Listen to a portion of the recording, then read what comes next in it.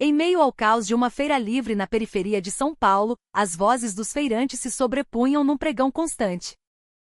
O cheiro de peixe frito misturava-se ao aroma de alho dourado, ao suor dos carregadores de caixotes e à fumaça de pastel que subia, densa, de um tacho enorme de óleo fervente. Essa agitação já era parte da pulsação diária daquela comunidade. Contudo, naquela manhã, algo perturbava o olhar das pessoas. Uma garota jovem, de cabelos emaranhados e opacos, rosto coberto de foligem, cambaleava enquanto falava sozinha. Suas roupas estavam rasgadas, os pés descalços, e de vez em quando ela soltava uma gargalhada aguda, sem motivo aparente. Os feirantes já estavam acostumados com sua presença. Eles a conheciam como a menina doida que havia surgido do nada. Alguns sentiam pena, outros sentiam repulsa. Que pena, uma menina tão jovem, bonita até. Se tivesse juízo, sussurrou uma senhora vendedora de verduras para sua colega. Ah, deixa ela pra lá. Não chega muito perto, senão vai te pedir dinheiro, respondeu a outra, enquanto pesava pepinos. As pessoas da feira frequentemente lhe davam restos de comida. Às vezes, alguém lhe oferecia um pão amanhecido ou um copo de café frio, mas não eram poucos os que a enxotavam com aspereza. A garota, que todos julgavam não ter sanidade, apenas baixava a cabeça e dava um risinho toda vez que era xingada. Aquele dia foi diferente. A feira recebeu a visita de uma patrulha da polícia militar. 3 policiais fardados caminhavam pela viela principal do mercado. Um deles, um homem alto e corpulento chamado Cabo Bastos, era conhecido entre os feirantes como um policial durão e frequentemente arrogante. Seu tom de voz era ríspido, o rosto sempre tenso. Estava acostumado a resolver problemas aos gritos e não raro com violência física. Tomem cuidado aí. O Bastos está na área. Se ele começar a perguntar da taxa de segurança, a coisa vai feder, sussurrou o dono de um açougue ao seu vizinho. Os 3 policiais circulavam como se procurassem algo. As pessoas na feira silenciaram, fingindo-se ocupadas, embora seus olhos estivessem alertas. Foi nesse momento que a menina doida de repente correu para o meio da passagem estreita, quase trombando com Bastos. Ei, sua maluca! Quer morrer, porra? Gritou Bastos com voz de trovão. A garota o encarou com olhos selvagens e depois riu alto. Uma risada que tornou o clima da feira ainda mais pesado. As crianças pararam de brincar, os feirantes pararam de negociar, e todos os olhos se voltaram para eles. Some daqui! Não atrapalha o serviço da polícia, gritou Bastos novamente, empurrando a garota com brutalidade. No entanto, ela não se moveu. Pelo contrário, aproximou-se, olhou diretamente nos olhos de Bastos e disse com uma voz baixa, mas clara: você é que é o louco, na verdade. Aquela frase fez Bastos perder o controle. Sem pensar 2 vezes, ele chutou a barriga da garota com força, fazendo-a cair no chão de terra batida. A feira ficou em silêncio absoluto. Todos estavam chocados, mas ninguém ousou dizer uma palavra. Sabiam que desafiar um policial como Bastos só traria problemas. A garota gemeu por um instante, mas de repente começou a rir de novo. Uma risada estranha, como se não sentisse dor. Ela se levantou devagar, limpando a poeira de suas roupas esfarrapadas, e voltou a andar, murmurando algo incompreensível. Deixa pra lá, Bastos. É só uma doida, disse um de seus colegas policiais, tentando acalmá-lo. Não dá. Essa feira fica imunda por causa de gente assim. Tinha que ser levada para um abrigo ou limpa da rua de uma vez por todas. Bastos ainda estava irritado. As pessoas na feira começaram a cochichar. Algumas sentiam pena, outras estavam furiosas com a arrogância do policial. Mas ainda assim, só podiam assistir. O que nem Bastos nem os feirantes sabiam era que a menina doida não era uma pessoa qualquer. Ela não era uma mendiga, nem alguém com um transtorno mental real.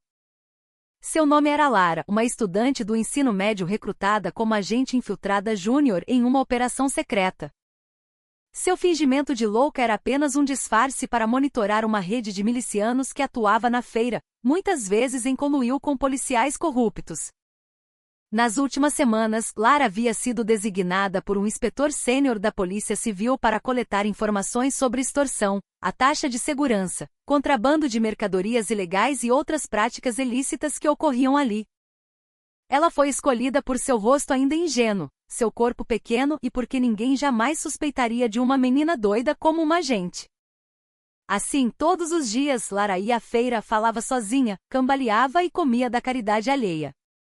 Ela observava, ouvia conversas e registrava em sua memória quem estava envolvido no negócio sujo. À noite, ela reportava à equipe de investigação através de bilhetes secretos que escondia em um boteco na beira da rua. Naquela manhã, ao ser chutada por Bastos, Lara teve ainda mais certeza de que havia encontrado um alvo importante.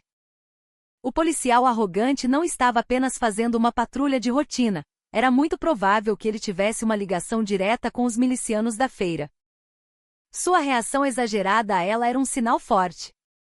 Havia algo a esconder. Embora a dor em seu estômago ainda latejasse, Lara manteve seu papel. Ela não podia revelar quem era. Um único passo em falso, e seu disfarce seria descoberto, e sua vida estaria em perigo. Após o incidente, os feirantes voltaram às suas atividades.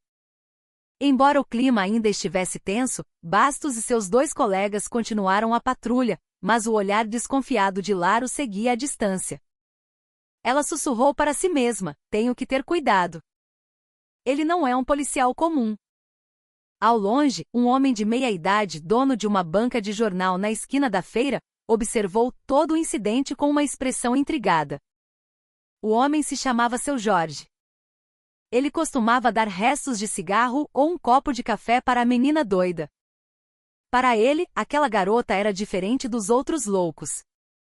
O jeito dela observar as pessoas, a forma como ela reagia aos acontecimentos.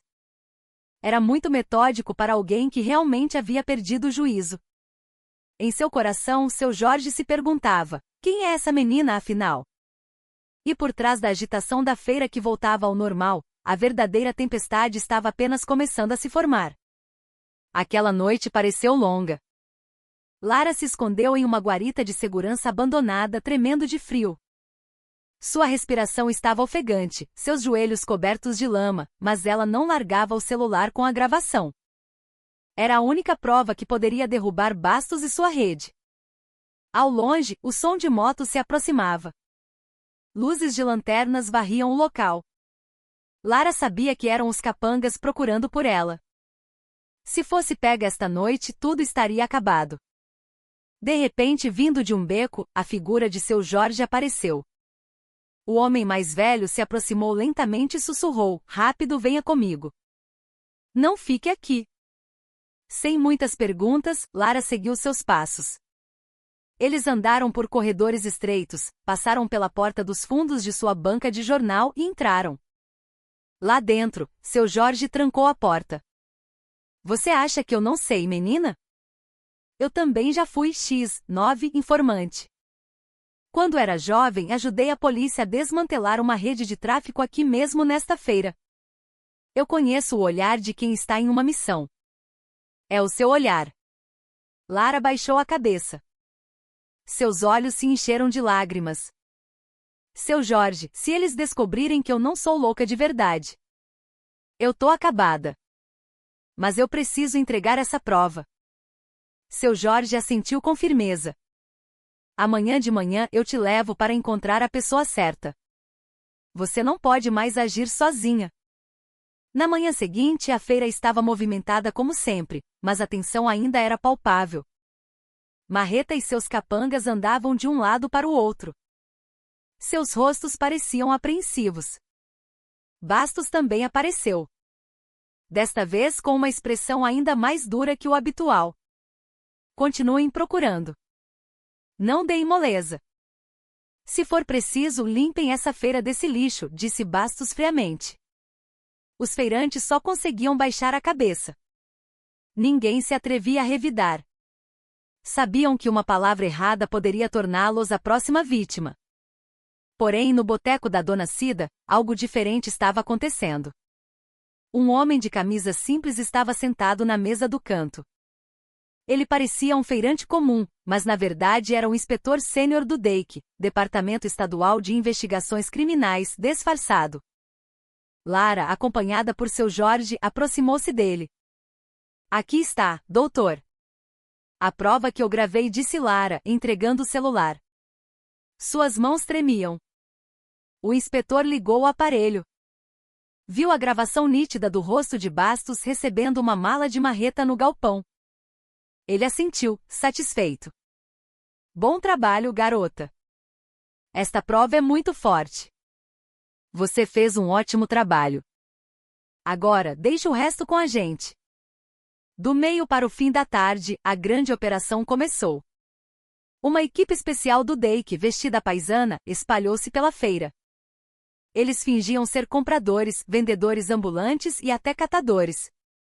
Lara e seu Jorge foram instruídos a permanecer dentro do boteco por segurança. Quando o sol começou a se pôr, o mesmo caminhão chegou novamente ao galpão da feira. Marreta e seus homens estavam prontos. Bastos também estava presente. Seu rosto demonstrava confiança de que tudo correria bem naquela noite. No entanto, assim que o primeiro caixote foi descarregado, uma voz alta ecoou: polícia! Parados! De todas as direções, agentes especiais fortemente armados surgiram. Os bandidos entraram em pânico, alguns tentaram fugir, mas foram imediatamente capturados. Marreta resistiu, tentando sacar um facão, mas foi rapidamente derrubado ao chão. Bastos ficou chocado.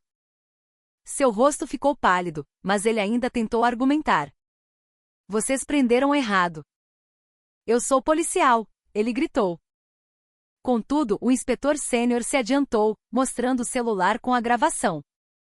A voz e o rosto de Bastos estavam ali, claros como o dia. Não havia mais desculpas.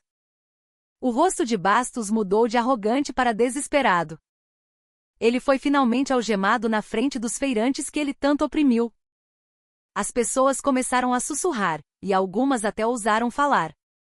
Por isso que a feira estava cada vez pior, era o próprio homem que estava no esquema. Coitada da molecada que trabalha honesto e é explorada desse jeito.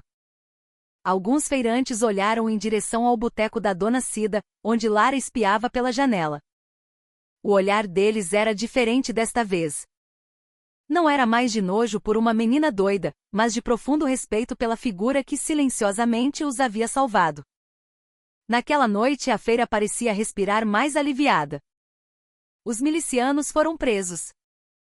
Bastos e seus 2 colegas, também cúmplices, foram levados para a delegacia. O caminhão com os caixotes ilegais foi apreendido. Lara estava sentada no banco de madeira da banca de seu Jorge. Seu cabelo ainda estava emaranhado, seu rosto ainda parecia o da menina doida, mas seu coração estava em paz. Sua missão estava cumprida.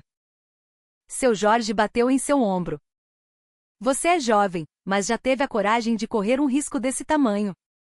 Lembre-se, não é sobre quem é o mais forte, mas sobre quem está certo. É isso que faz a gente aguentar. Lara baixou a cabeça, e as lágrimas caíram sem que ela percebesse. Obrigada, seu Jorge. Se não fosse pela sua ajuda, eu já era. Seu Jorge sorriu. Pronto. Agora volte a ser você mesma. Não fique muito tempo sendo outra pessoa. A vida é pesada demais se a gente vive usando máscara. Alguns dias depois, a feira começou a voltar ao normal. As pessoas ainda falavam sobre as prisões, mas agora vendiam suas mercadorias com mais tranquilidade. Não havia mais taxas de segurança nem o olhar arrogante de Bastos. E Lara? Ela voltou para sua escola, tornando-se uma estudante comum. Seus colegas nunca saberiam que por trás daquele rosto ingênuo, ela havia se passado por uma menina doida na feira, enfrentando bandidos e policiais corruptos. Apenas seu Jorge e a equipe do DEIC sabiam quem ela realmente era. E para eles, a coragem de Lara não apenas salvou a feira, mas também deu esperança de que a justiça ainda pode prevalecer neste país. O fim desta história se fecha com uma atmosfera tipicamente brasileira. O povo sofrido e oprimido finalmente encontra justiça. A figura jovem e corajosa se torna a heroína, e um idoso sábio oferece conselhos de vida. A arrogância do policial corrupto ruiu, a feira voltou a viver, e uma grande lição permaneceu: a verdade pode demorar a aparecer, mas nunca poderá ser enterrada para sempre. Continuação parte 2. O sol se punha, e a feira livre começava a esvaziar. Os vendedores de hortaliças já tinham ido embora desde o meio-dia, restando apenas as barracas de cesta básica, o boteco e a banca de jornal, que ficavam abertos até tarde. O som dos grilos começava a se misturar ao ronco dos motores das motos dos rapazes ligados ao movimento, que ficavam de ronda na esquina. No boteco pequeno da Dona Cida, Lara estava sentada no canto, fingindo coçar a cabeça e resmungar sozinha. As pessoas que passavam a viam apenas como a menina doida que gostava de ficar ali sentada. Mal sabiam que debaixo da mesa de madeira, sua mão escrevia rapidamente num pequeno pedaço de papel. A nota continha nomes de feirantes, de bandidos e dos policiais que ela suspeitava estarem envolvidos na extorsão. Dona, me vê um café amargo aí. A voz grossa de um homem quebrou o silêncio. Lara ergueu levemente a cabeça. Fingiu não se importar, mas seus olhos estavam atentos. Aquele homem não era um qualquer. Era Marreta, o chefe dos bandidos da feira, conhecido há muito tempo por sua violência. Muitos pequenos comerciantes eram forçados a pagar a taxa de segurança para ele toda semana. Marreta sentou-se e começou a conversar com outro homem que chegou logo depois. Da conversa abafada, Lara captou algo que fez seu sangue gelar. Amanhã à noite a mercadoria chega de novo. Garante que os moleques estejam prontos lá no galpão. Relaxa, já tá tudo acertado. O homem já recebeu a parte dele. Tá limpo. Essas palavras eram como peças de um quebra-cabeça que começavam a se encaixar na cabeça de Lara. Mercadoria chegando, galpão, polícia recebendo sua parte. Tudo apontava para algo muito maior do que apenas extorsão na feira. Lara fingiu uma gargalhada aguda, fazendo os outros clientes se afastarem incomodados. Isso, na verdade, lhe dava uma vantagem. Ela podia ouvir mais claramente sem levantar suspeitas. Quando Marreta mencionou o Bastos, Lara teve certeza de que o policial arrogante era parte fundamental dessa rede. Naquela noite, depois que os clientes foram embora, Lara escondeu seu bilhete em uma fresta da mesa do boteco. Na manhã seguinte, um investigador disfarçado de vendedor de cigarros ambulante passaria para pegá-lo. Era assim que sua equipe mantinha a comunicação secreta. No entanto, havia algo que Lara não sabia. Desde o incidente mais cedo, Bastos a observava secretamente. Para Bastos, aquela menina doida parecia estranha. Não por ter tido a audácia de encarar um policial, mas porque aquele olhar era muito profundo, muito consciente. No dia seguinte, a feira estava movimentada novamente. Lara desempenhava seu papel como de costume. Cabelo emaranhado, roupas esfarrapadas, rindo sozinha. Mas por dentro, ela estava inquieta. Sabia que quanto mais se aproximava da verdade, maior era o risco. Naquela tarde, ela viu Bastos sentado em uma barraca de churrasquinho perto da entrada da feira. Seu olhar era penetrante, como se esperasse algo. Lara manteve distância, fingindo vasculhar algo perto de uma caçamba de lixo.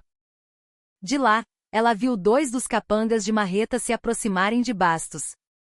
Eles conversaram brevemente, e então um deles entregou um envelope pardo. Bastos calmamente guardou o envelope em sua mochila e saiu como se nada tivesse acontecido. O coração de Lara disparou. Aquela era a prova concreta. Mas como ela poderia relatar isso sem ser descoberta? No final da tarde, uma chuva forte começou a cair. A feira ficou enlameada. As poças d'água fizeram algumas barracas fecharem mais cedo. Lara correu, procurando um lugar para se abrigar. Foi quando uma moto parou exatamente na sua frente.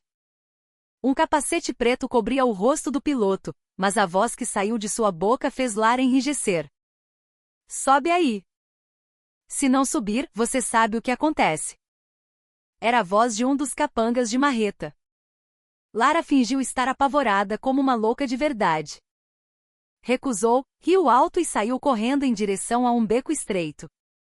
O capanga xingou alto e foi atrás dela pelo beco lemacento. Lara correu com toda a força que tinha. A chuva fez seus pés escorregarem várias vezes, mas ela continuou.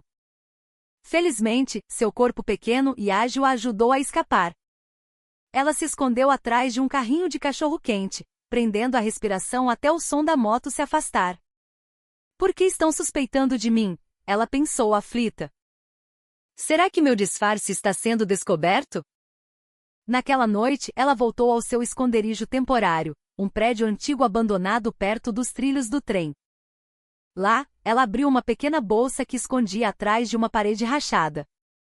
Dentro havia anotações importantes, um celular especial com um número secreto e fotos de alguns alvos. Ela ligou o celular brevemente, digitando uma mensagem curta para o número de sua equipe. Alvo Bastos recebeu envelope de marreta. Mercadoria chegando galpão sexta-noite. Preciso de apoio. Situação crítica. Mensagem enviada. Ela imediatamente desligou o celular. Tudo tinha que ser rápido, tudo tinha que ser silencioso. No dia seguinte, o clima na feira estava mais tenso que o habitual. Por algum motivo, mais capangas do que o normal circulavam pelo local. Até o próprio Bastos apareceu novamente com outros 2 policiais. Pela movimentação, parecia que estavam procurando algo ou alguém. Lara começou a perceber que seu tempo estava se esgotando. Faltava apenas um dia para a noite de sexta-feira. Se ela falhasse em observar a movimentação da mercadoria no galpão, a operação inteira poderia fracassar, e a rede criminosa continuaria livre. No entanto, algo a fez arrepiar. O olhar de Bastos. Toda vez que ele passava pela rua da feira, ele parava por um segundo e a encarava. Como se Bastos soubesse que aquela menina doida não era apenas um estorvo nas ruas. Em seu íntimo, Lara sussurrou: se ele descobrir quem eu sou de verdade, eu estou acabada. A segunda parte termina aqui. Com a tensão aumentando, Lara encontra provas de que Bastos recebeu um envelope dos bandidos. Há um grande plano para a chegada de mercadorias no galpão na sexta-feira à noite. Os bandidos começam a suspeitar de Lara, tentando até sequestrá-la. Bastos parece perceber que a menina doida não é uma pessoa comum. Continuação parte 3. A noite de sexta-feira chegou. O céu estava escuro, sem estrelas. Apenas a luz pálida da lua atravessava as nuvens finas. A feira livre já estava deserta. As barracas trancadas e o som dos grilos dominavam o ar. Porém, por trás daquele silêncio, uma atividade oculta começava. Lara, ainda em seu disfarce de menina doida, caminhava mancando pelos arredores da feira. Por fora, as pessoas veriam apenas uma mendiga sem rumo. Mas por trás dos cabelos emaranhados, seus ouvidos e olhos trabalhavam intensamente. Ela seguiu o som do motor de um caminhão que parou nos fundos da feira, perto de um galpão antigo raramente usado pelos comerciantes. Da escuridão, ela viu vários capangas abrindo o portão do galpão. O caminhão grande descarregava caixotes de madeira rapidamente. Lara prendeu a respiração, agachada atrás de uma pilha de sacos de arroz abandonados em um canto. Rápido! Não pode dar bandeira. Hoje tem que terminar, ouviu-se a voz de Marreta, comandando. Lara espiou. Os caixotes eram grandes, pesados e descarregados com muito cuidado. Ela ouviu um tilintar metálico vindo de dentro de um dos caixotes. Seu estômago gelou. Não era comida, não eram produtos comuns. Isso era claramente contrabando em grande escala. Não demorou muito, e Bastos chegou fardado, mas sem o colete oficial. Ele trazia uma lanterna pequena e se aproximou de Marreta. Tudo certo? Perguntou Bastos brevemente. Positivo, cabo. Sua parte tá pronta, respondeu Marreta, entregando uma mala preta. Lara conteve a raiva em silêncio. O policial que deveria proteger o povo era, na verdade, parte da rede criminosa. Ela sabia que uma prova visual seria mais forte do que um simples relatório. Silenciosamente, ela tirou o celular especial do bolso interno de sua roupa. A pequena câmera ligou sem fazer barulho, gravando o encontro através da fresta dos sacos. Mas a sorte nem sempre está ao nosso lado. Enquanto Lara estava focada na gravação, um gato de rua pulou de repente de uma pilha de madeira, fazendo um barulho. O capanga que estava de guarda virou-se, desconfiado. Ei, que barulho foi esse? Ele gritou. Lara rapidamente se deitou no chão, prendendo a respiração. O capanga se aproximou, iluminando ao redor dos sacos com a lanterna. Apenas mais alguns passos e ele certamente haveria. De repente, ouviu-se o som de uma moto acelerando alto ao longe. O capanga olhou naquela direção e rapidamente voltou à sua posição. Sorte! Lara escapou por um triz. Depois que o caminhão terminou de descarregar, Bastos deu a ordem. Tranca tudo. Amanhã cedo essa mercadoria vai pro porto. Não pode vazar nada. Os capangas imediatamente trancaram o galpão e foram saindo, um por um. Bastos foi junto. Seu rosto estava satisfeito com a mala grossa em suas mãos. Assim que a situação ficou segura, Lara saiu do esconderijo. Sua respiração ainda estava ofegante, mas ela havia conseguido a gravação crucial. Ela apertou o celular contra o peito, como se abraçasse sua única esperança. Contudo, o caminho de volta não seria tão fácil. Quando ela estava prestes a deixar a área da feira, alguém segurou seu braço por trás. Lara se virou e seu coração quase parou. Seu Jorge, o dono da banca de jornal que frequentemente lhe dava comida, estava parado ali com uma expressão séria. Você não é louca, é? Ele sussurrou. Lara ficou em silêncio. Durante todo esse tempo, ela acreditou que seu disfarce era perfeito. Mas o olhar de seu Jorge era cheio de certeza. Calma, eu não sou seu inimigo. Eu sei que você está disfarçada. Seus olhos são diferentes, menina. Um louco de verdade não tem um olhar como esse.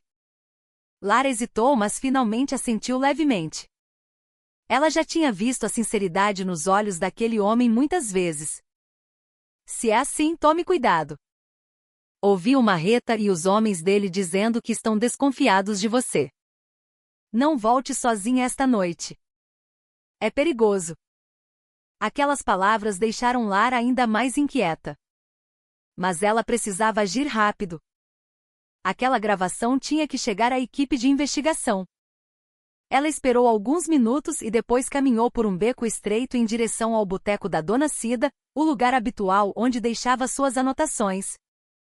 Mas desta vez era diferente. No final do beco, 3 capangas já a esperavam. E aí, maluca? Passeando tarde da noite? Vem cá um pouquinho, disse um deles com um sorriso cínico. Lara fingiu uma risada alta e correu na direção oposta. Os capangas imediatamente a perseguiram. O som de seus passos ecoava no beco lamacento, misturando-se à batida do coração de Lara, que disparava. Ela correu em direção aos trilhos do trem, esperando escapar na escuridão. Mas um dos capangas conseguiu cortar seu caminho. Ela estava encurralada. Eu não disse que você não era louca de verdade? Vamos, mostra quem você é, disse o capanga, agarrando seu braço. Lara se debateu. Mas sua força não era páreo. Em uma situação desesperadora, ela enfiou a mão no bolso da roupa, tirou um objeto pequeno, um spray de pimenta que ela sempre carregava.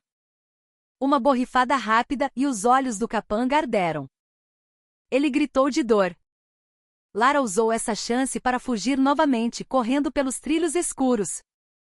Ela não sabia para onde ir, mas uma coisa era certa: seu disfarce estava quase totalmente comprometido. Naquela noite, Lara conseguiu se esconder em uma guarita de segurança abandonada. Sua respiração estava ofegante, seu corpo coberto de lama, mas o celular com a gravação ainda estava intacto em sua mão. Ela olhou para a tela por um momento, vendo os rostos de Bastos e Marreta claramente gravados. Era a prova que poderia derrubá-los. Mas ela sabia que a partir daquela noite, ela não era mais apenas a menina doida da feira. Ela era um alvo. E ao longe, as luzes de moto se acenderam. As sombras de várias pessoas se moviam, aproximando-se da guarita. Eles estavam procurando por ela. Lara prendeu a respiração, encolhendo-se no canto mais escuro da guarita abandonada. As luzes das lanternas varriam o chão lamacento do lado de fora, cada vez mais perto. "Procura direito nessa porra", gritou a voz de um dos capangas. "Ela não pode ter ido longe. O marreta arranca nosso couro se essa mina escapar." O coração de Lara batia tão forte que ela temia que eles pudessem ouvi-lo. O cheiro de chuva e esgoto invadia o pequeno espaço. Ela apertou o celular contra o peito. A prova estava ali, mas de que adiantava se ela morresse com ela? Um facho de luz atingiu a janela quebrada da guarita. "Vê aí dentro." Lara fechou os olhos, esperando o impacto da porta sendo arrombada. Mas no último segundo, um sussurro urgente veio de uma fresta na parede dos fundos, um lugar que ela nem havia notado. "Aqui. Rápido. Pelo amor de Deus, vem." Era a voz de seu Jorge. Sem hesitar, Lara se arrastou pela abertura estreita. O velho a puxou com uma força surpreendente para um vão escuro entre a guarita e o muro dos fundos de uma barraca. Era um labirinto de corredores de serviço que só os feirantes mais antigos conheciam. "Eles estão revirando a guarita", gritou um dos homens. "Silêncio. Nem respire", sussurrou seu Jorge. Eles ficaram imóveis na escuridão enquanto os capangas chutavam a porta da guarita, gritando de frustração ao encontrá-la vazia. "Merda. Ela sumiu. Vamos, procurem nos becos." Seu Jorge esperou os passos se afastarem. Então, segurando o braço de Lara, ele a guiou rapidamente pelas vielas escuras, passando por trás das barracas adormecidas, até chegarem à sua banca de jornal. Ele destrancou a pesada porta de aço dos fundos, empurrou-a para dentro e trancou-a novamente. Lá dentro, à luz fraca de uma lâmpada de emergência, Lara tremia, não de frio, mas de adrenalina. "Como, senhor?" "Eu te disse que eles estavam desconfiados", disse seu Jorge, o rosto sério. "Eu não saí da feira. Fiquei vigiando. Quando vi as motos voltando, sabia que estavam te caçando." Ele olhou para o celular na mão dela. "Você conseguiu?" Lara assentiu, ainda ofegante. "Bastos. Recebendo uma mala preta do marreta. No galpão. A entrega dos caixotes. Está tudo aqui." Seu Jorge passou a mão pelo rosto cansado. "Então é pior do que eu pensava. Não é só extorsão, é contrabando pesado." E com o Bastos dando cobertura, ele olhou nos olhos da garota. "Agora escute, menina. Amanhã, esta feira vai ser um inferno. Eles sabem que foram vistos. Eles sabem que a menina doida não é doida. Você não é mais uma sombra, você é um alvo." "Eu sei", sussurrou Lara.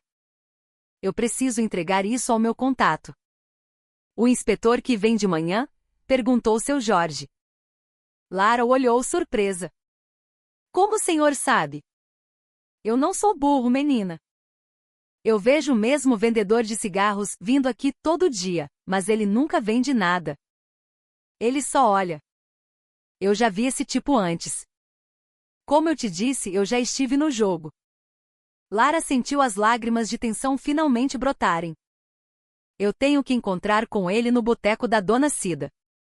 "De jeito nenhum." Seu Jorge balançou a cabeça com veemência.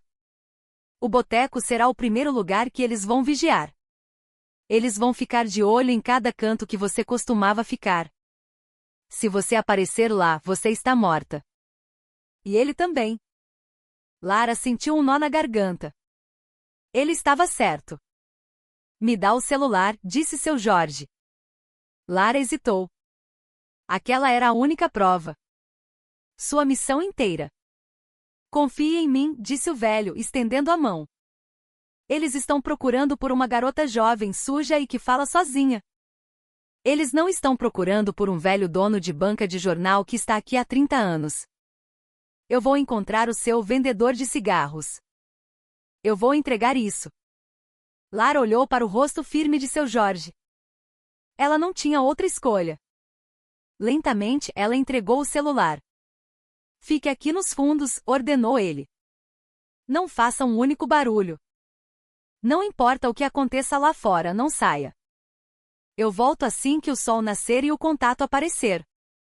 Lara se encolheu em um canto da pequena sala dos fundos, cercada por pilhas de jornais velhos.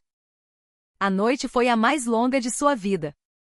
Ao amanhecer, os primeiros sons da feira começaram. Os caminhões de verduras, os gritos dos feirantes montando as barracas. Mas por baixo do barulho habitual, havia uma corrente elétrica de medo. Da fresta da porta, Lara viu Marreta e pelo menos 5 de seus homens parados na entrada principal. Eles não estavam cobrando ninguém, estavam apenas observando. Seus olhos varriam cada pessoa que entrava. Então, o carro da PM do Cabo Bastos passou. Devagar. Muito mais devagar que o normal. Bastos estava no volante, o rosto uma máscara de fúria controlada, seus olhos perscrutando a multidão. A caçada havia começado abertamente. Dentro da banca, seu Jorge abriu a porta da frente de aço, como fazia todas as manhãs.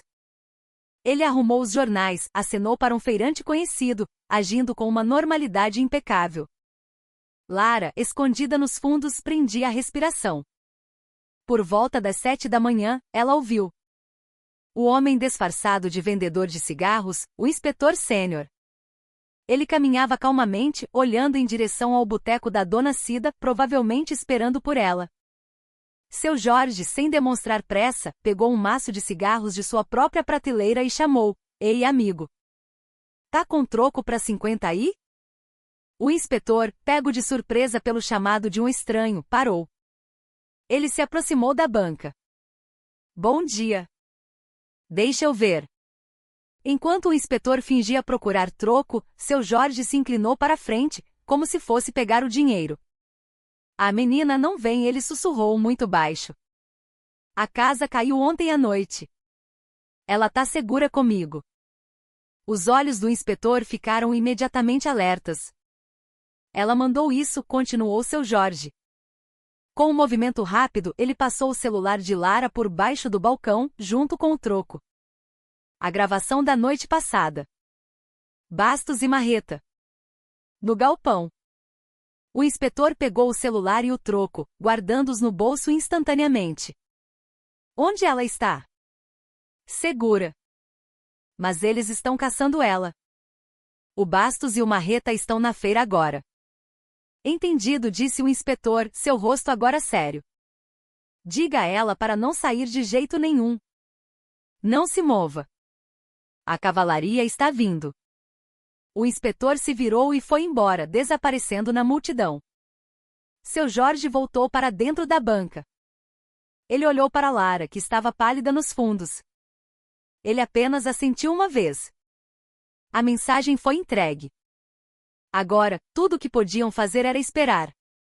E rezar para que a ajuda chegasse antes que Bastos e Marreta encontrassem o esconderijo.